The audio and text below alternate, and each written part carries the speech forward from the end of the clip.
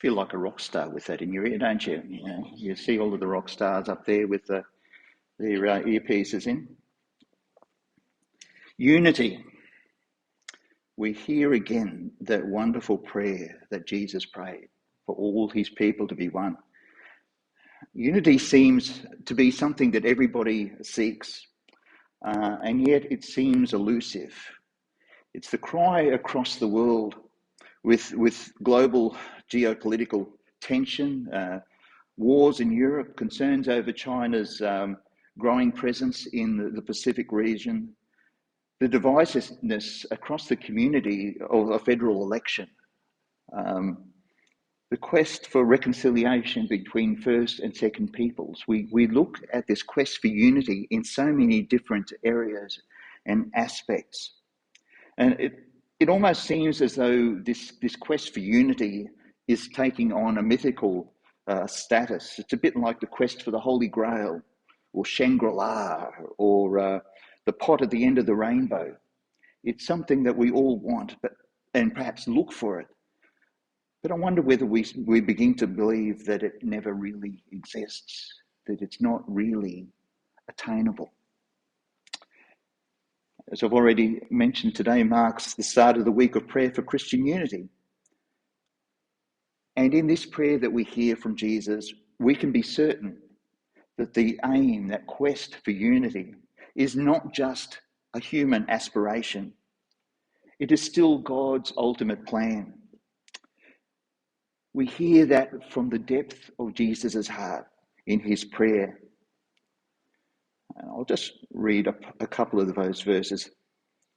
Jesus said, I ask not only on behalf of these, so obviously he's crowded around with his disciples, and his opening prayer and his opening thoughts were for his disciples, but he's thinking further on. And this draws us into this prayer.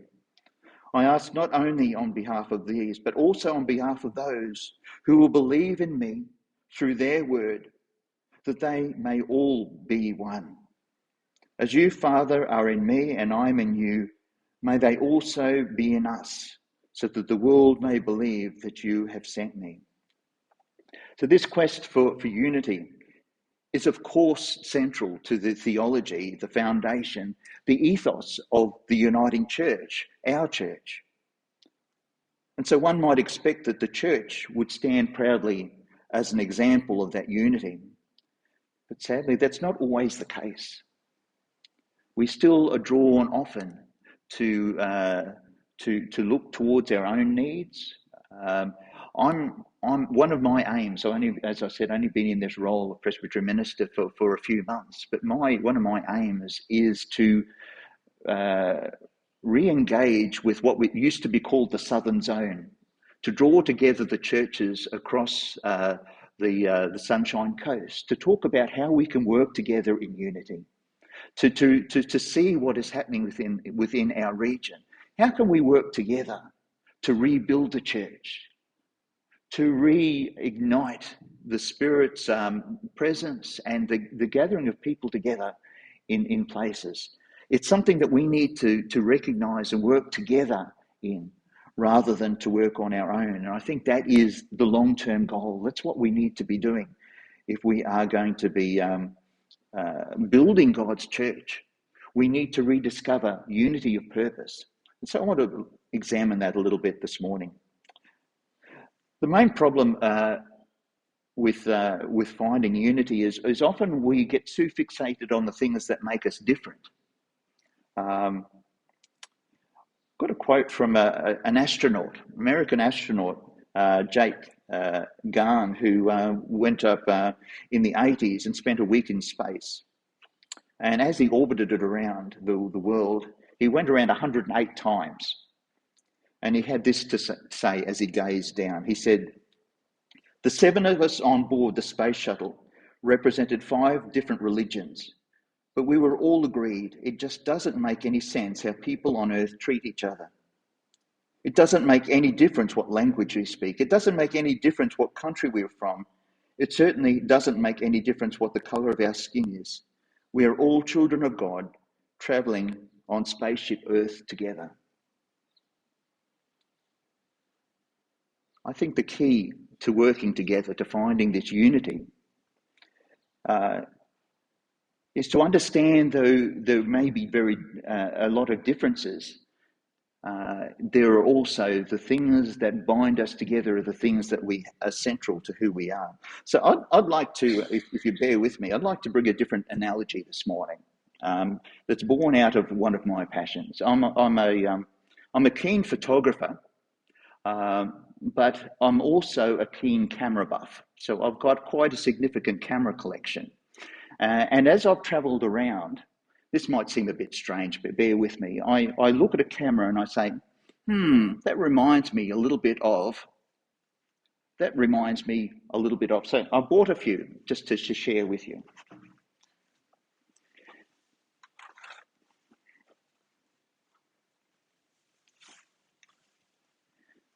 Now, please don't think that I'm pointing particular fingers at this time. I want you to use your imagination as I describe some of these and see if you can think of perhaps either any church communities or people or just generalities about how this might relate with church life.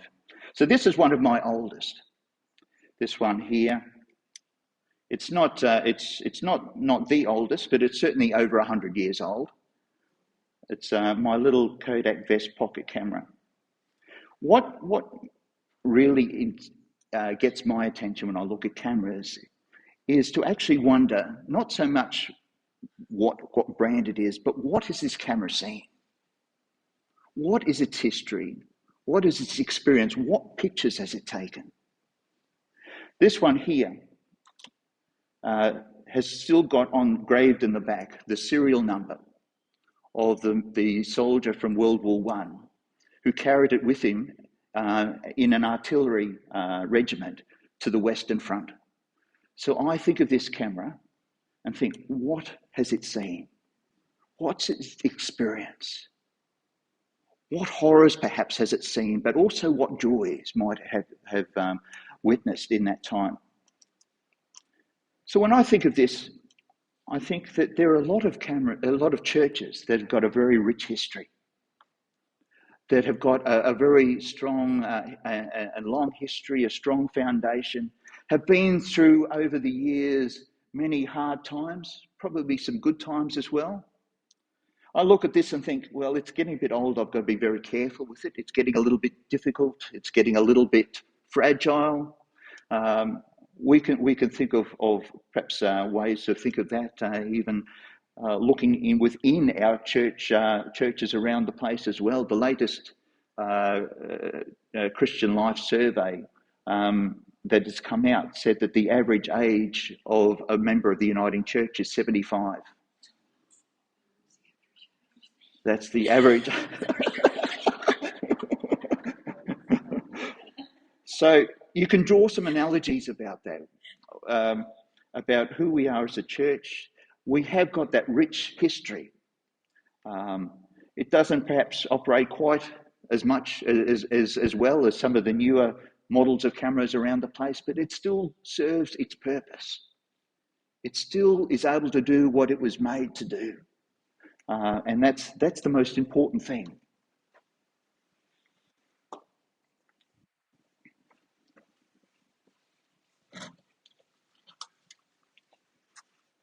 From that, I come to one of my smallest cameras, made in the 1950s, sort of around the time of the Cold War, and there were lots of spy movies out. I'll take it out of its case. You almost need to put your binoculars, if you've got your binoculars to be able to see it. So, but it's not a toy. A lot of people would look at that and think that's a toy, but that's a real camera with a real lens. Once again, it might look small, but it serves its purpose. When you look around at churches, and we can get so caught up in thinking, oh, numbers are dwindling, it's going down, we're not quite what we thought we were. But that serves its purpose. It might be small, but it is still able to do what it was meant to do. It still serves the purpose that it was called to do, and do it in a really good way. So not always is size important. It depends more on how it's utilised and ensure that it maintains the use that it was called to.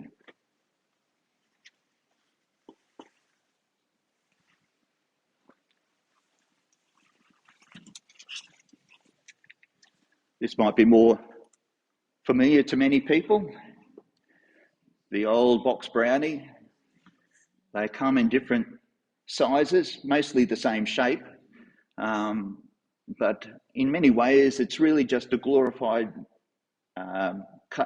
wooden box with that has film in one end and a little mechanical shutter at the beginning. Very basic, very simple. But I tell you what, it's rock solid. It is rock solid. It will keep going. It will keep serving its purposes. And there's a lot of churches, a lot of church members that are like that. They're rock solid in their faith. May not be complex, might not have a really deep theology, might not spend all their time delving through multitudes of theologians and everything like that. Might be seen to be a simple faith, but that faith is rock solid.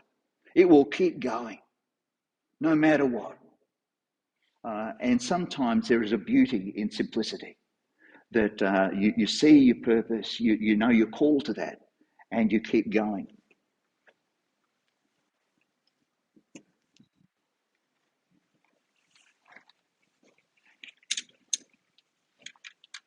In contrast, though, you can get some quite complicated and complex cameras around the place.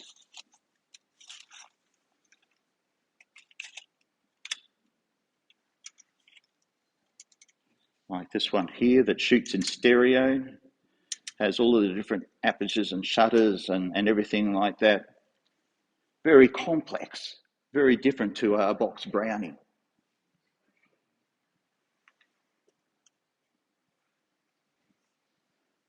Reminds me a lot of churches that have got very complex systems. They're set up, they've got all of their different church councils and all their different committees and everything. It seems very complicated, or even very complicated in a diversity of theologies and thinking and everything like that.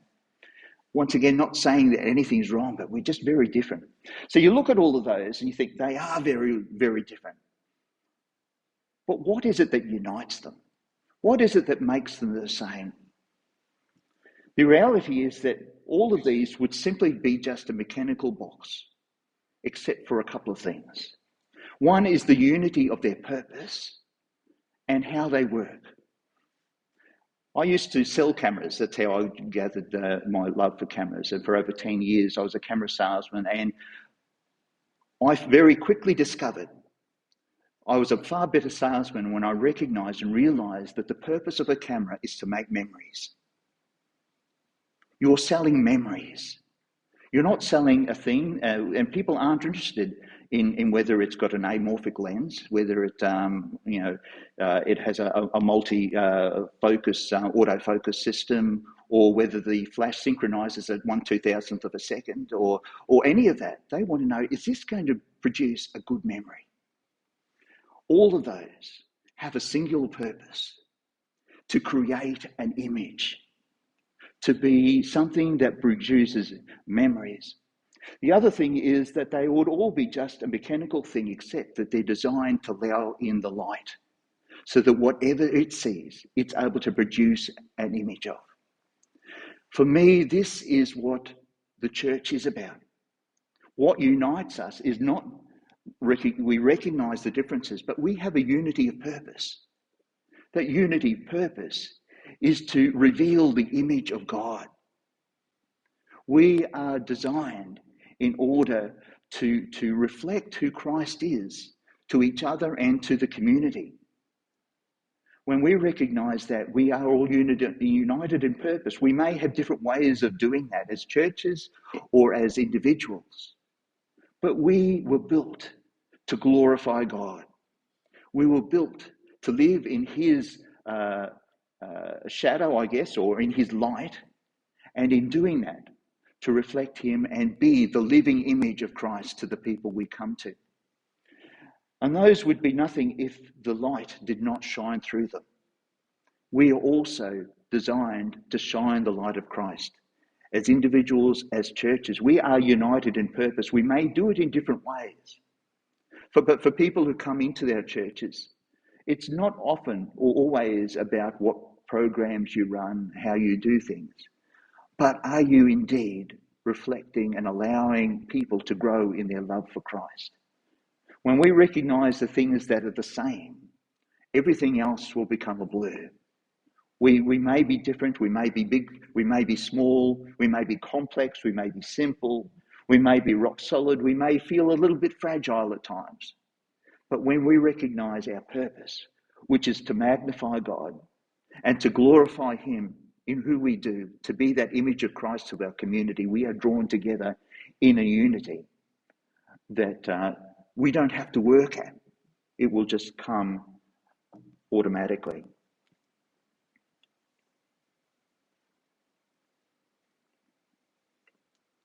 So we are essentially all the same. So I'm going to read this passage again so that we can reflect on it and reflect on the fact that Christ calls us into this unity. We may be different. We can actually celebrate those things, but it is Christ that draws us to one. I ask not only on behalf of these, but also on behalf of those who will believe in me through their word, that they all may be one. As you, Father, are in me and I am in you, may they also be in us, so that the world may believe that you have sent me. We are to be one in order that the world may believe that Jesus was sent by God. There is a unifying thing, that we are designed to be the way, the means by which God becomes real in people's lives. That glory that you have given me, I have given them, so that they may be one as we are one. I in them and you in me, that they may become completely one, so that the world may know that you have sent me and have loved them, even as you have loved me. I really pray that we will recognize the truth of that we are united in purpose, that your purpose is to grow into the love of God in order that we may show the world who Jesus is, that he was sent, and that we can grow together in that unity that we have in God. I'm just going to finish with a poem that I've come across and use it as a prayer. This comes from a man called Thomas Merton. May this be our prayer and our thoughts today. O God, we are one with you. You have made us one with you. You have taught us that we are open to one another. You dwell in us. Help us to preserve this openness and to fight for it with all our hearts. Help us to realize that there can be no understanding where there is mutual rejection. O God, in accepting one another wholeheartedly, fully, completely, we accept you and we thank you and we adore you. And we love you with our whole being, because our being is your being. Our spirit is rooted in your spirit. Fill us then with love and let us be bound together with love as we go our diverse ways, united in this one spirit which makes you present in the world and makes you witness to the ultimate reality that is love. Love has overcome. Love is victorious. Amen.